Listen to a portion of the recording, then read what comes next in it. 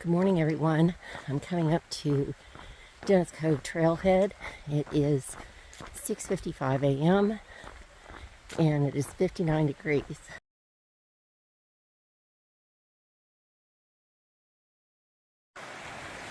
I've passed several beautiful water sources this morning, but it was really too dark to video, and the camera is lightening this image. It's still pretty dark. But I wanted to get this because these are sheer rock faces. Isn't that awesome?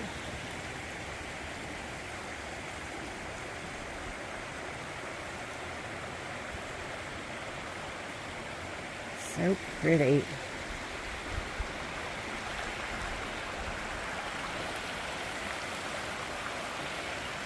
It's amazing how the camera lightens this up. If you knew how dark it really was, you would be very impressed. And I do not know how to video with my night setting, so that is why I'm videoing like this. Beautiful. All right, we've gotten to the point where we're going to start ascending. It just goes up, up, up, up, up, like that. That is Laurel Falls, people. Wowzers. That is beautiful. And if you look up here, the sun is behind me and it's bouncing off those trees in front of me at the top. Wow.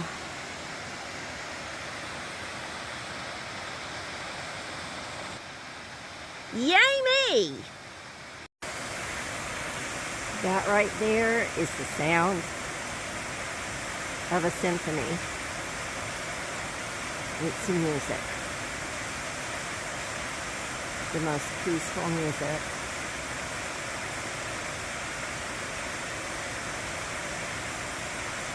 My soul is happy. Happy.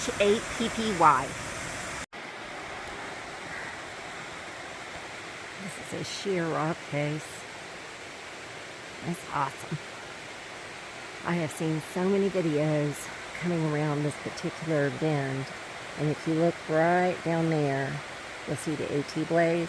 You're going to go all the way around the rocks. I can't wait. I've been waiting and waiting to do this. Y'all have probably seen this 1,000 times, but you just walk up over those rocks and go around, and the blaze is right there on the tree, as well as right there on the rock. This is beautiful. So here is the rock ledge, and we have a hiker coming from around the corner.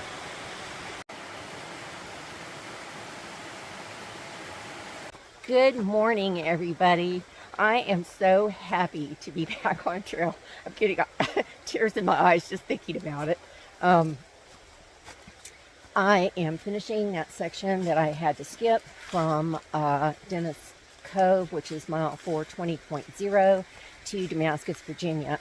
And early next year, I will be hiking Virginia and getting that done as well. So that means after I hike Virginia, I will have completed Amicalola, Springer, all the way to 1,185, which is in Lickdale, Pennsylvania. And that's probably as far as I'm going to get this next year. It'll take me a while to hike Virginia. I've been giving a lot of thought this morning to a couple of different things. My mind just can't get past them. So I thought I would share a story with you. It's about perception and control and changing the way we think. And so there are a lot of rocks. There are a lot of rocks and roots here, so I'm going to have to be looking down while I'm talking. I'm sorry. Everybody has their own perception of any given situation, and perceptions are built on how we were raised, the buttons that we have, experiences. That's why everybody's perception can be so very different. And You know, you cannot control somebody else's perception of something, no matter how hard you try. And a lot of people get frustrated because they think that they can change somebody else's way of thinking. And often with some reasoning and patience, other people's viewpoint on something can be changed. But just as often, they want to keep their own view. I'm going to tie all those two things back into my point after this next little bit. Okay, we've come to a Blue Blaze Laurel Fork shelter. I am not staying there tonight. And I have come up a monumentally steep ascent. It just goes down like that. Whew! That'll get your heart beating. Anybody that doesn't think Tennessee has rocks, mistaken. There are plenty of them. Much of the trail is like this today. This is all cut through granite to make these steps. Kind of looks like dirt, but it's not. I wanted to finish my story. This is what I've been thinking about. And up front, you have to kind of take this with a grain of salt because it's about people that talk about I all the time, me. And it's kind of hard to have this kind of talk whenever I'm doing a vlog and I'm talking about me and what I'm doing. But I hope that you all can take this the way that it's meant to be taken, you know, outside of hiking on a trail.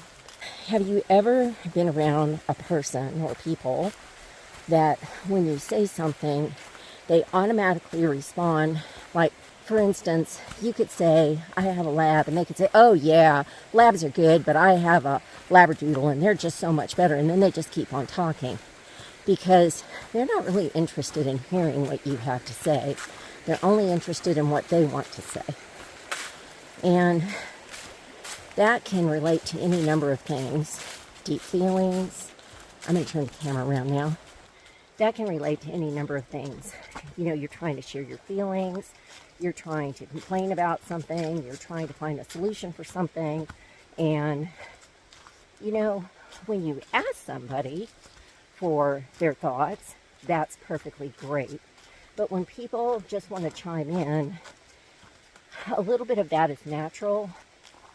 But when you are around people that do that every conversation and monopolize the conversation because all they care about is talking about themselves, or they interrupt you and finish your sentences for you because they're more interested in saying what they want to say than hearing what you have to say, it can be very frustrating.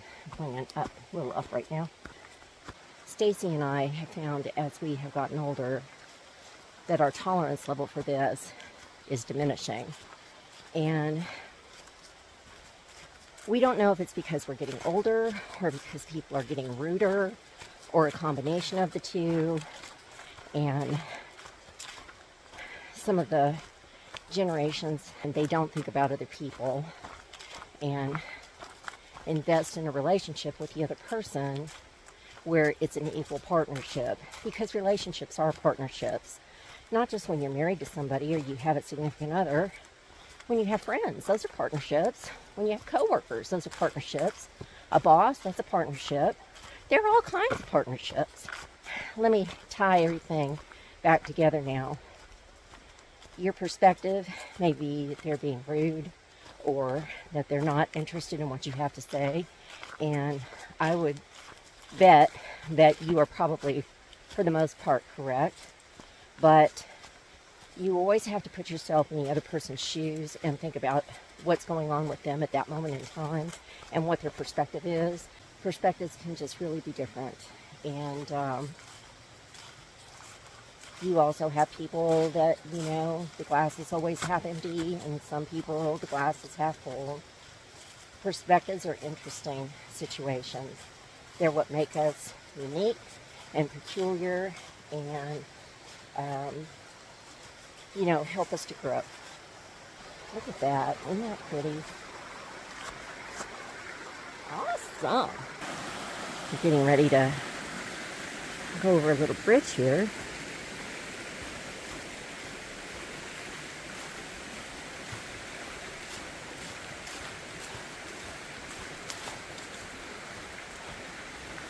You know, when they built these steps and chiseled out these rocks for the original Appalachian Trail, I think it was Paul Bunyan that did it. It was not somebody that was short, because some of these steps go up to my knees. Not complaining, just reporting the news.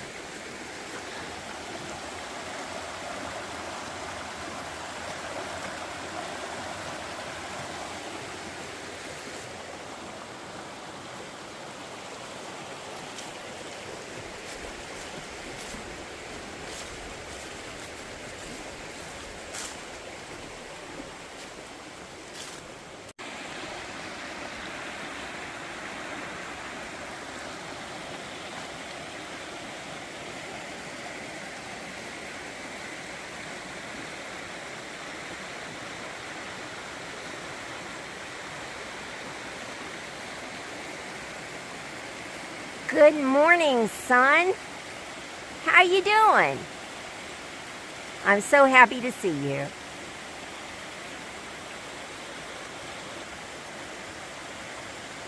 What a spectacular day. Awesome! When you have a relationship, a partnership with people that do that, there are some decisions that need to be made.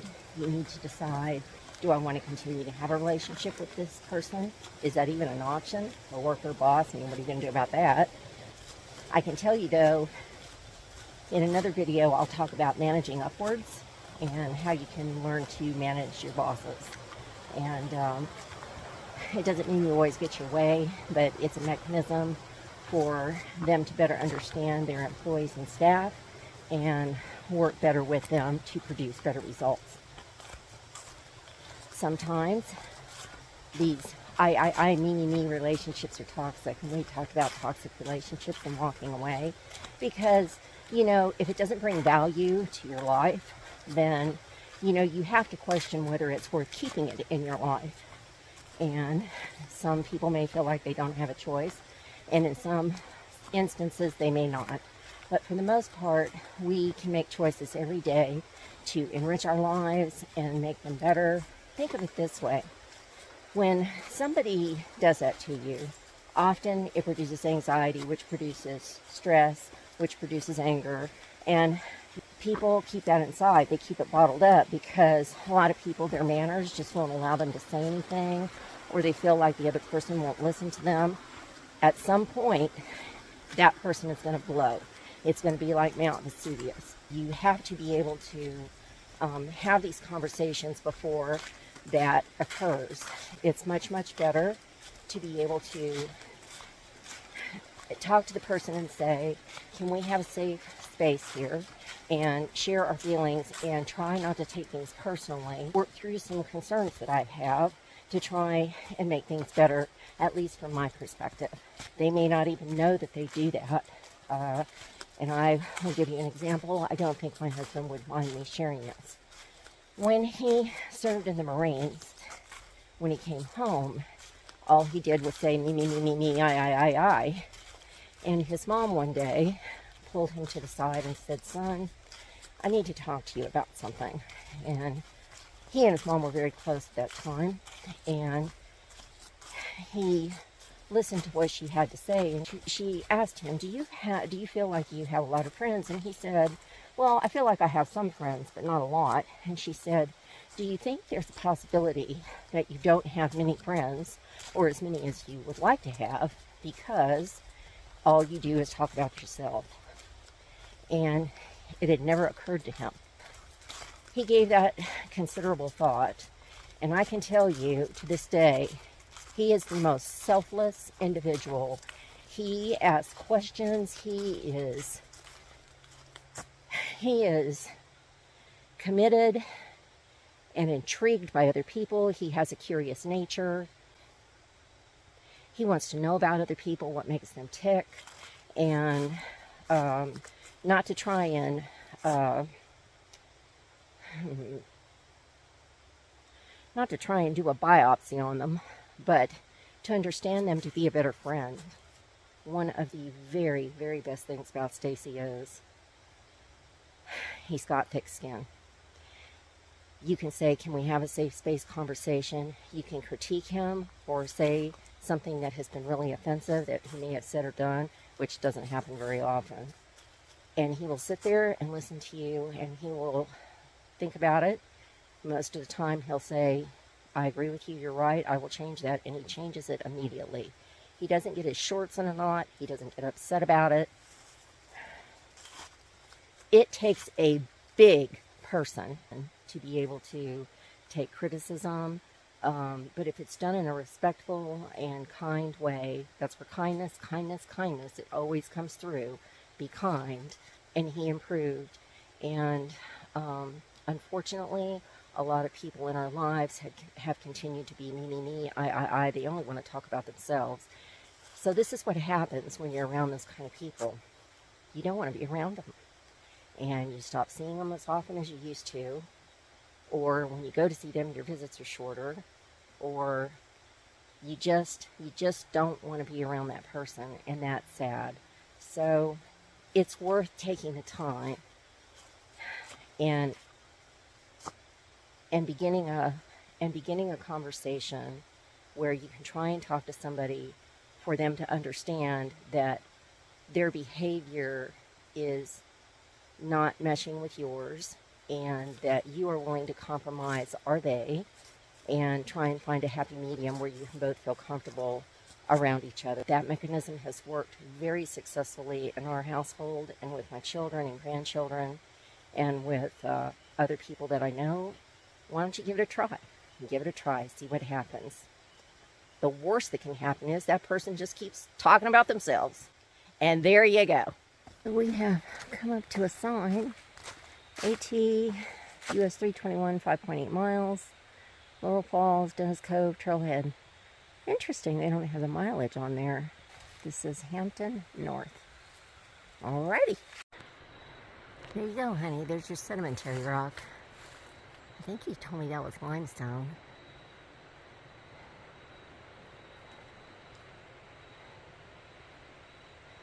Pretty. Trail is beautiful. There are a lot of jagged rocks underneath these leaves. Look at that. Well, people, I'd like to tell you Nonnie's crushing it, but she's not. It is 67 degrees and I am burning up. I'm doing a 1,741 foot ascent. It is kicking my rear. Nonnie, she's got to work out more.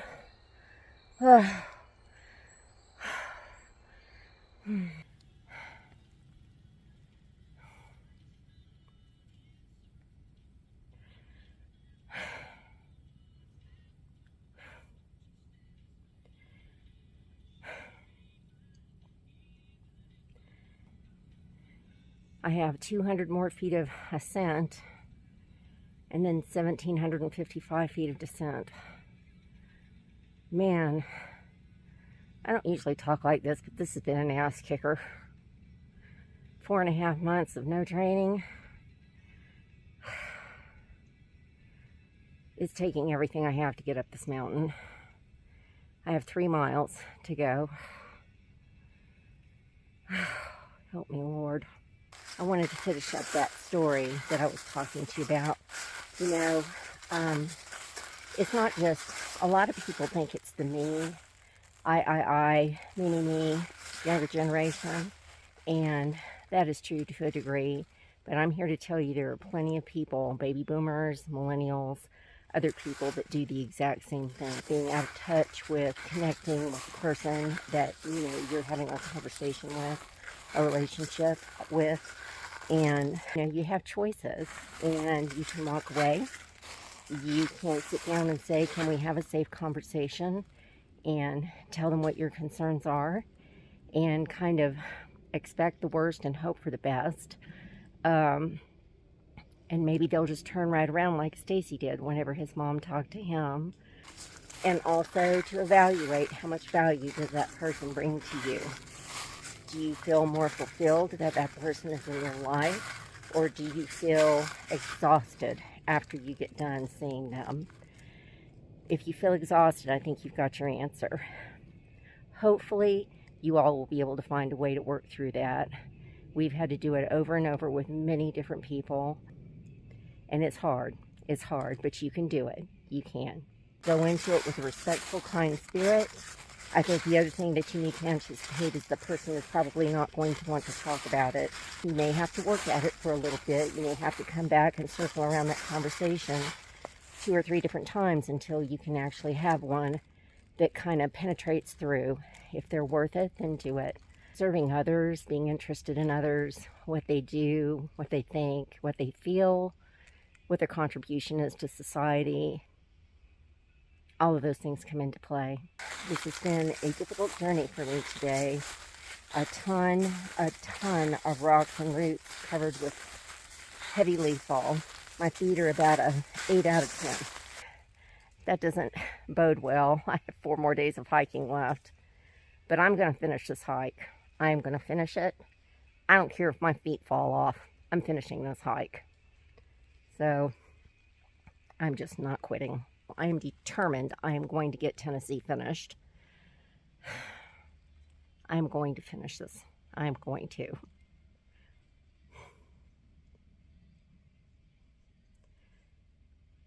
I am strong. I am brave. And I am going to finish this hike. I'm just going to power through it. You women that think you can't do something, it may be painful. And it may be hard. And you may stub your toes constantly. But if you have something, if you have a goal, stick with it. You can do anything. If I can do it, you can do it. I believe in you. Take a deep breath. Breathe in. Be determined. Move on. And if you're in any other situation where you need strength, our strength comes from above. That's how I'm getting the last 2 miles of my hike done today. It's not on my own power. No way. Because I'm exhausted.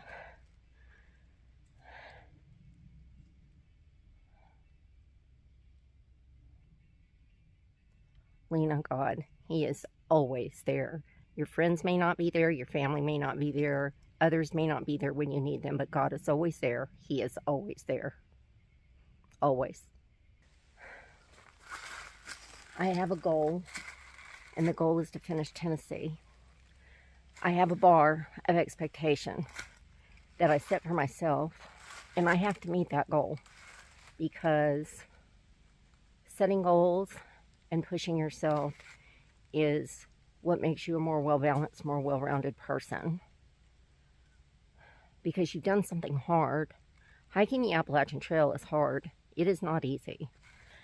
If you don't believe that, think of all the people that fall out by the time they get to Nails Gap, which is just, I think, 40 miles into the trail. The Appalachian Trail is hard. And I'm not doing an oh poor me, because there is no oh poor me. What there is a woman that is determined. And I want to encourage you to be determined, to have a goal, to find a goal, work towards it, have courage, persistence, determination. You may have setbacks, but then you can get right back on track and move forward towards your goal. And when you meet it, when you finally meet it, no one else did that for you. You walked every step, you did it on your own. And nobody can take that from you. It is a feeling of accomplishment that nobody else can give you. And as much as I love my husband, and I adore him with everything within me, there is no way that he could give me this sense of accomplishment in hiking this trail that I am getting on my own. You know, don't depend on other people to walk your walk. You need to walk it yourself. Stand up straight, make up your mind, and move forward. I have faith in you. I have faith in me. We've come up to a kiosk, a sign. I'm hiking north, so that is the south sign to go up to Pond Mountain Wilderness. And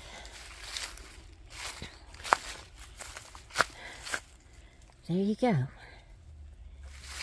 We are 0.25 from finishing. Yay me!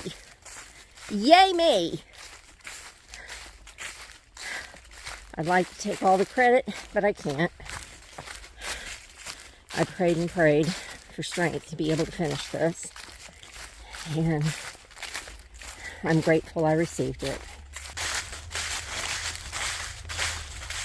Ah. That's a climb.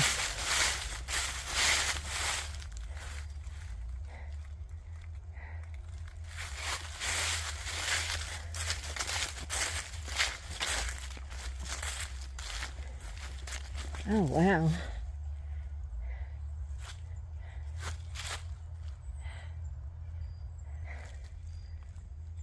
Wowzers.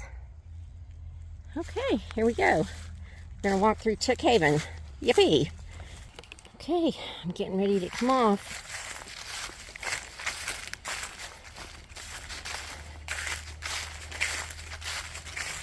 I've been told Boots Off Hostel is 50 feet or 50 yards from the trail end. I'm just moseying off the trail and up the road.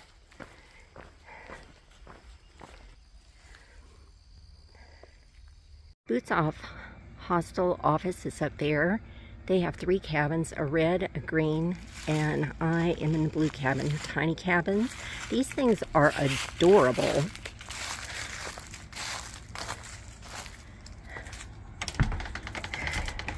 Three people could sleep in here easy. So there's an air conditioner. They have a little chair here, a little side light. They've got a clock. They've got a little coffee maker. They've got a little refrigerator in here. And they go into town at 6 o'clock. So I'll be going into town to get some supplies. Why am I standing here, holding on to all my fears, just waiting on something more? All alone in this place, I'm ready to face the pain I've held on to behind closed doors. All of me just wants to go and hide from all the hurt I've kept inside. But I need to move,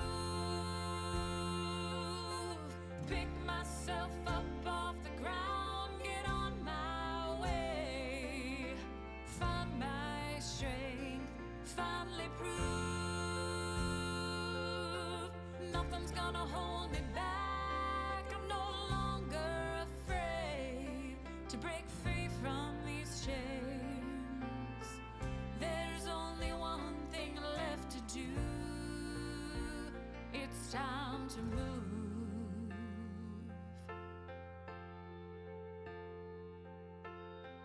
I want to run and hide from the hurt I feel inside that keeps me from letting go. But there's something Take a deep breath. calling me Breathe in. Be determined. Move on. free and teach me what And if you're in any other situation where you need strength, our strength comes from above. That's where I get my strength. That's how I'm getting the last 2 miles of my hike done today. It's not on my own power, no way, because I'm exhausted. pick myself up off the ground, get on my way, find my strength, finally prove that nothing's gonna hold me back. I'm no longer afraid to break free from these chains. There's only one thing left to do. It's time to move. I have a goal, and the goal is to finish Tennessee, because setting goals and pushing yourself is what makes you a more well-balanced, more well-rounded person.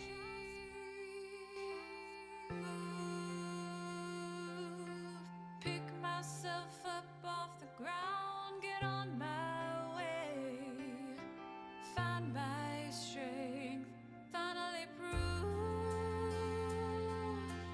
nothing's gonna hold me The Appalachian Trail is hard, and I'm not doing an oh poor me, because there is no oh poor me. What there is a woman that is determined, and I want to encourage you to be determined, to have a goal, to find a goal, work towards it, have courage, persistence, determination. You may have setbacks, but then you can get right back on track and move forward towards your goal. And when you meet it, when you finally meet it, no one else did that for you. You walked every step, you did it on your own. And nobody can take that from you. It is a fulfilling, it is a feeling of accomplishment that nobody else can give you. I'm done just sitting here, holding on to all my fears. I'm moving on to something more. Don't depend on other people to walk your walk. You need to walk it yourself. Stand up straight, make up your mind, and move forward. I have faith in you. I have faith in me.